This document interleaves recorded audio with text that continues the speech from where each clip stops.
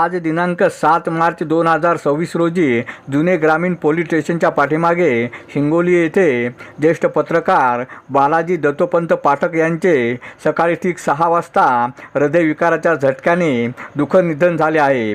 ते 58 वर्षाचे होते।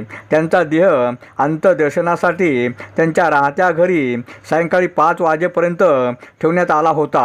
त्यानंतर वैद्यकीय महाविद्यालयाला पत्रकार बालाजी पाठक यांचे देहार्पण करण्यात आले। हिंगोली शहराच्या सामाजिक चळवळीमध्ये त्यांचे मोठे योगदान होते। त्यांच्या पश्चात पत्नी, मुलगा डॉक्टर मयूर पाठक, सून डॉक्टर वैष्णवी पाठक, भाऊ पत्रकार सुनील पाठक यांच्यासह नातू असा मोठा परिवार आहे। अरुण दिपके, TV7 हिंगोली।